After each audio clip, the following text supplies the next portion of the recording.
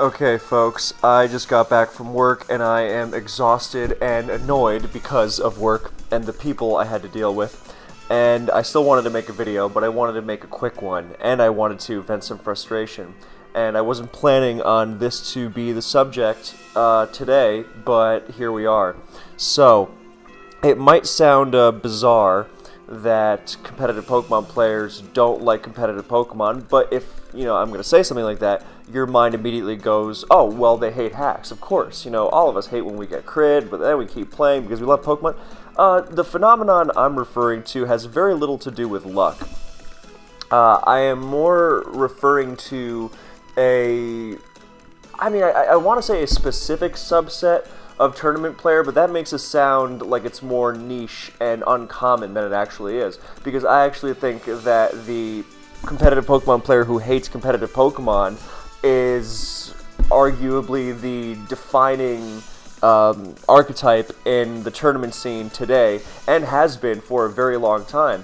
Like, I remember floating this theory around 7 years ago, something like that, and it's only seemed to increase with time. So when we talk about them hating the game, what are we talking about if not, oh, I just got hacked and, this game sucks and I hate it. It's more, I personally think that it comes from a place of boredom with the game itself, but not wanting to leave the outlet that Pokemon provides. But if you're not going to engage with the game itself, then you have to have your fun in other areas, right? Now, this is not necessarily a bad thing. A million players have come to Smogon and the tournament scene for the Pokemon and stayed for the people. I very much had that experience myself when I joined SPL in 2012. I was, not having fun with the game much, and then I joined SPL, and I had such a great experience. I was like, wow, this is great. I want to do that again. And suddenly, with the people I was surrounded with, then I really started enjoying the game again. So there's nothing wrong with that, I don't think. But what I'm referring to is a kind of player that's been around for so long, because at that time, I had been playing competitive Pokemon for, not even 3 years around the time of that SPL pickup. I've been lurking for like a year and a half previous because of Kappa, but still not at all a drop in the pond compared to you have people nowadays who have been around for a decade plus. Not that there's anything wrong with that. I mean, my God, I'm coming up on 2 decades in a few years myself, but it's more that if you stick around for a while, you would think that it'd be because you enjoy the game, right? And if you don't enjoy the game and you're just there for the people, I mean, that's fine too. And what I'm specifically referring to are the players who seem to not like the game so much that they interfere with its potential improvement because they're familiar with things the way they are. And, making it better is change, and they don't like that. Now, it's very unlikely you will get a person to admit to this in the same way that if you accuse a liar of lying, then what are they going to do? Say, yeah, I'm lying? That's even if you have, proof they're lying. I've had this happen before. When I was a tournament director, we had proof of this guy cheating, and he swore on, with everything he had that he didn't do it, and we were full of it, and so in the same vein, I don't expect anyone to say, oh yeah, I hate change because I'm familiar with the game itself, or familiar with the game as it is now, and the change makes me uncomfortable. And more so, when change comes around, it gives them something to rally against. If someone wants to improve a tier or a tournament or whatever, they can come in and say, hey, it works fine the way it is, why try to make it better? And I'm sure you can draw a million real-life parallels to that, because Pokemon is always teaching us lessons in that capacity. But yeah, people, and the craziest thing about it, and I mean, talk about real-life parallels here, is that a lot of the times these changes would benefit them as players. It would make the game more competitive. It'd make the game, a lot of things. But I've learned from real life and Pokemon that a lot of people are terrified of change. Even if they themselves would benefit from the change, but they will fight tooth and nail. They will kick and scream and cry and beg for that change to not be enacted. Please, anything but that. I mean, there are other reasons, of course. I'm not saying that this is the only reason for that kind of thing, that they hate the game. But more specifically than fighting against change, I am mostly talking about the participants in the tournament scene whose major enjoyment seems to not be playing, but talking about the game. Okay, I understand that. I mean, what do I do, right? But the difference is I find the game endlessly fascinating, whereas a lot of these Smogon tournament goers will openly profess for how boring they find the game. There are several individuals who will talk about how boring they find Pokemon as a game to participate in, and all they want is to see fun stuff happen. So like the intricacies, the nuances of the game, all that stuff I live for, which is why I make, hour-plus long videos on this nonsense. Because it's not, I don't think it's nonsense. I think it's endlessly interesting. If I didn't think it was endlessly interesting, then, these videos would take 2 seconds. Yeah, but they don't think it's interesting. They don't like thinking about the game like that. I don't know why. That's something I really can't speak to. I think a lot of people have a very oversimplified view of Pokemon in general, or if they don't have an oversimplified view, they want to simplify. They want to dumb it down. They want it to be as simple as, oh, I won/lost because of matchup, or I won/lost because of luck, and basically taking all the detail out of it that really makes up the truth of what happens in a game and a tournament and all that. It's much easier to swallow just simplified narratives. And on one hand, I want to be sympathetic and understand that, this is a hobby for people. So, I understand the urge for some to not be their most competitive selves all the time. But here's the thing. In the tournament scene, the only, like someone said the other day, it's like, hey, in SPL, is there no room for, fun? And funnily enough, the answer is no. And before you hear that and say, oh, well, I guess you really do hate fun. No, listen to me. The fun you are referring to, theoretically you, in that, like, is there no room for fun, is why can't someone bring a stupid Pokemon to an SPL game? This was in the wake of that video I made on heatification in advance, and someone was in SPL was like, you know what, BKC, before I thought you were completely out of it when you would yell at your teammates for doing stupid stuff, or when you would yell at someone for like using something bad, and now that I've experienced it firsthand, I completely agree. Now, I'm not saying you have to experience it firsthand to understand the point I'm making. I'm not saying this is some sort of disease that affects people who take these tournaments too seriously. But when you get into the tournament scene, especially in a team tournament, in an individual tournament or like a lower stakes team tournament, go for it, go nuts, bring all the advanced slackings you want. But in SPL, you screw over your teammates by bringing stupid stuff to important games, or by choking spectacularly because you refuse to use the timer, things like that. So the basic idea is that yes, you have fun in SPL, but it's not the kind of fun where you mess around with, insert stupid Pokemon here. The fun there, as the fun is for me, is being as competitive as possible in finding the optimal way to win. It might sound crazy to some people, but fun in Pokemon is not always around based on finding the coolest NU Pokemon that you might be able to use in OU. It is about being as optimal as possible. Now, of course, the two overlap quite a bit.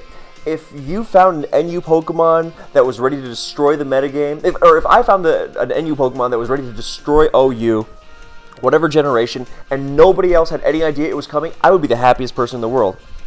I used to spam Nidoqueen in DPPOU back when people were telling me, dude, can you get rid of that flavor of the month NU nonsense? And then Nidoqueen became one of the most important Pokemon in the tier. So, The fun there is in being as competitive as possible. And if that's not for you, then you just don't join the tournament. Now, why am I diving into this? Because these, so let's say these people don't enjoy taking the game, min-maxing, let's say. They don't enjoy, thinking about the game intensely, and they don't enjoy the casual, use fun stuff approach. So what they wind up doing, I'm kind of mixing my metaphors here. Not metaphors, but you get my point. So their enjoyment is not from, participating in the game itself, but more from watching the game and then proceeding to be as cruel as possible, as stupid and simplistic and just insulting as possible. And if you've ever been around, and what's really infuriating is that in public, everyone will decry this, like, oh yeah, it's terrible what goes on in Smog Tours. Yeah, it's really such a shame, they really ruined the game. And then you will see them egging these people on. It's like, hey, button pusher number 5, what do you think of this matchup? And people go out of their way to say the most sensationalistic, outrageous stuff possible.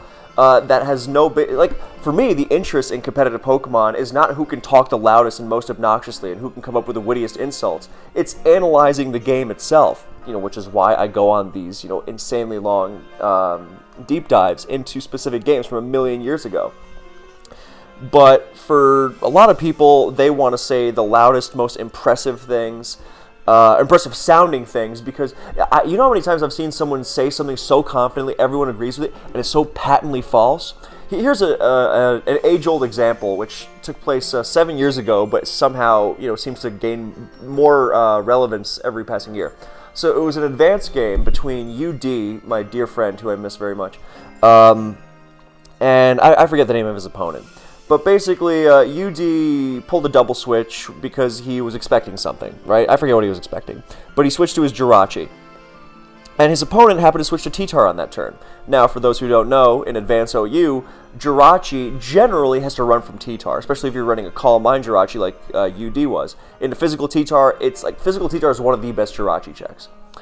Now, the Smog Tours audience at the time just lost their minds because they saw double switch, and like a bunch of trained seals, they began clapping. Is UD the GOAT? How does he do it? All this other nonsense. I'm not expecting trenchant analysis, deep metagame insight from Smog Tours on a turn-by-turn basis, but it's the lowest common denominator is so stupid. And so, not just so stupid, it's so willfully stupid. It is let me behave like an idiot as much as possible. Now, if nobody was taking this seriously, that's one thing. If people are just goofing off, and that's one thing. But, again, the cruelty on display is stunning. And I mean, shocker, it's a bunch of nerds who have free reign to say whatever they want and get away with it. But then it's cheered for, by others. It's like, oh, wow, what a witty smackdown, because... And, I mean, think of the worst ladder experience you've ever had, where some guy crit you 3 times in 3 turns, and then acted like he completely outskilled you. That is Smog Tours at large. And this disinterest in the game really comes to a head in the ultimate point that... A lot of the times, and I've talked with Blunder about this recently, maybe we have to do a video about it. Over the years, the player base has become more and more results-based. Now, this is folly in competitive Pokemon at the best of times, but recently, it's become outrageous. Like, there's a spreadsheet that details, it doesn't detail, and the spreadsheet is just full of records, team tournament records, and it's all about, and that's it. And now, it seems like the average tournament spectator is only able or only willing to look at the end result. Who won the battle, and what is the record on the sheet. And people say, well, numbers don't lie. There are 3 kinds of lies. Lies, damn lies, and statistics. Statisticians would be the first to tell you how easy it is to make something false. Or to skew the perspective on something using just stats, and I mean, my God, it's Pokemon. So I'm not saying that every game has to have a qualifier, like, oh, this player won, but they really should have lost had it not been for hacks or matchup or whatever. But there is very little insight into the game other than the obvious, oh, LOL, he choked by going to Heatran on that turn or whatever. It's like the most dumbed down stuff. I mean, people will say outrageous stuff at the very beginning, like, oh, this is one on matchup, and it's so staggeringly wrong. I'm like, do you understand Pokemon at all? And these are people who have been around for a while. Now, that's what leads me to believe, like, I don't want to believe that they're that incompetent. I mean, look, I know people are generally like that, but it really strikes me as I want the Smog Tours Discord or the lobby or the game discussion chat while games are going on Showdown.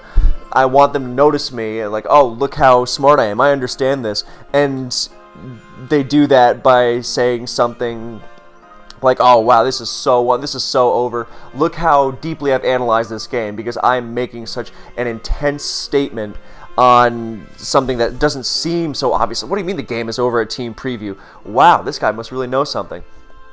Again, getting a liar to admit they're lying, so no one's going to say that. And I also understand that, to some people I'm going to sound like a raving maniac, and obviously you are completely free to believe that if you want. Not my problem.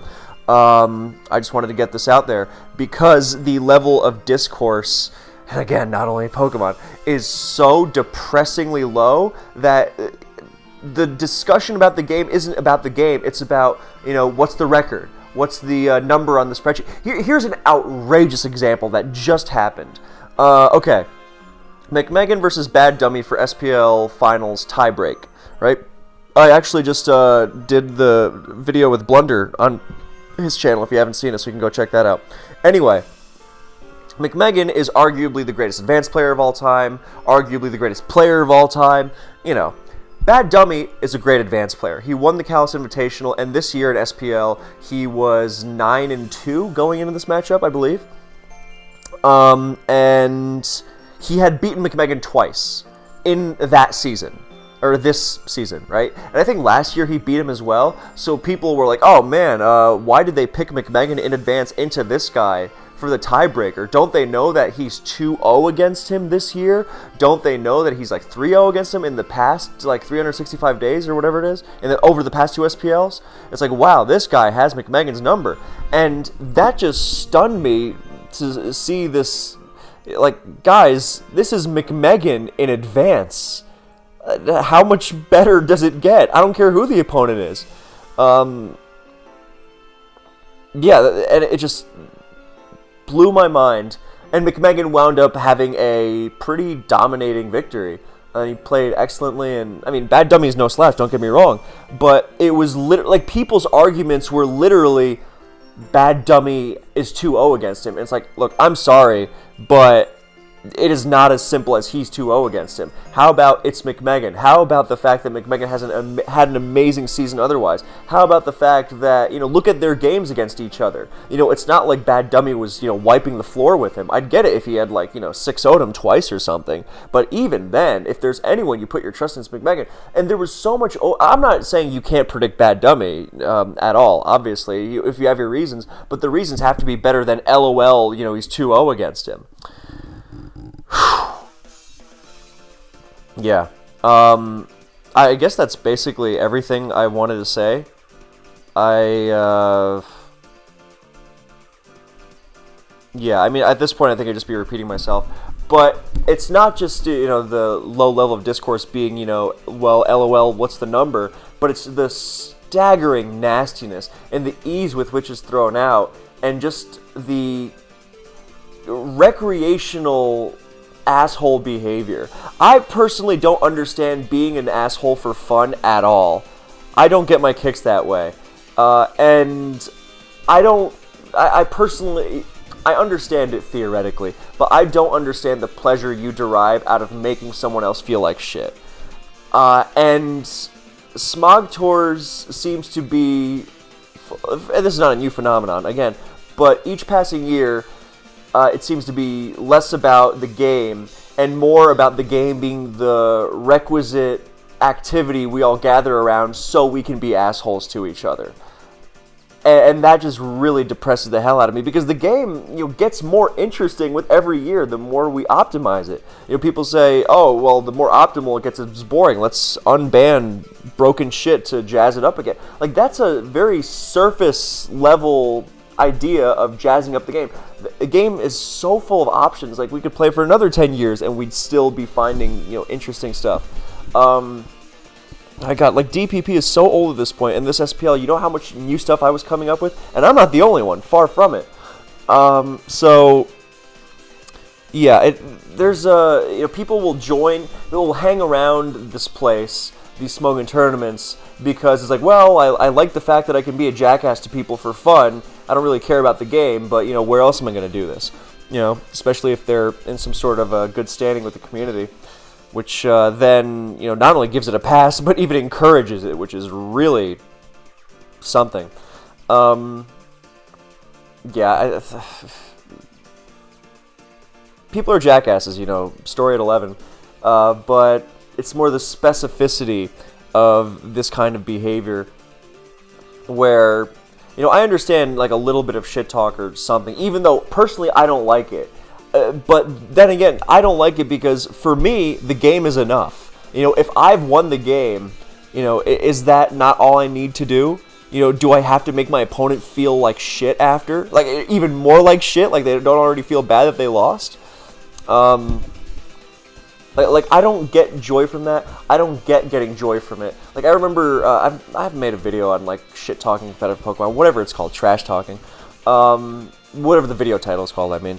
And, like, there are games where I've seen someone, like, win a game, the opponent is, like, the nicest guy in the world, hasn't said 2 words other than, have fun and, GG, and then, the other guy just starts laughing at him, LMAO, you suck. Like, and it really, two things. Number one, it strikes me as, the behavior of not just a 10-year-old, but a very immature 10-year-old. And I know a lot of people never grow out of being, 10, 15, whatever age you want to ascribe that behavior to. Because I think it's pretty embarrassing, even back to when I was playing baseball as a kid, and, someone would be like, so what the fuck is your problem? But the other thing is that the player base is getting older on average. Like, when I was coming up, then, you had a lot of teenagers, as the standard.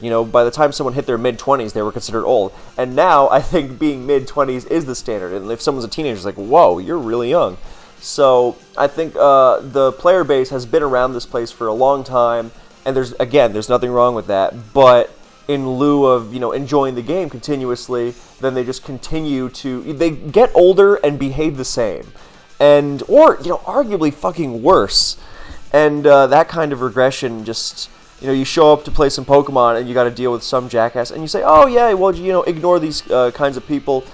Yeah, but a lot of the fun of Pokemon is the social element. Now, I don't disagree, ignore those people, they're not worth listening to, but it is not the easiest thing in the world to have to tune this noise out. Not to mention, should you have to tune this noise out to play some Pokemon? Should you have to deal with some guy who couldn't win that game that he was in, that you were in, if his life depended on it, accusing you of choking on dicks because you made a move that he didn't understand,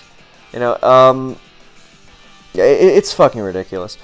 Anyway, so I've basically said that, everyone's getting too old to behave like this, and yet it seems to get worse, and, it seems to be fun for... And look, I play basketball, several times a week, and I see this exact same thing. And there it's really bad. You see some guys. I even played baseball one day back in August when I was in the States. I saw a guy, who's, mid-50s. He strikes out, he throws his fucking bat. Guy was a cop, too. Felt really good, knowing guys like that is going around with a gun and a lot of power. But yeah, there's just this complete lack of self-control and this... I don't know.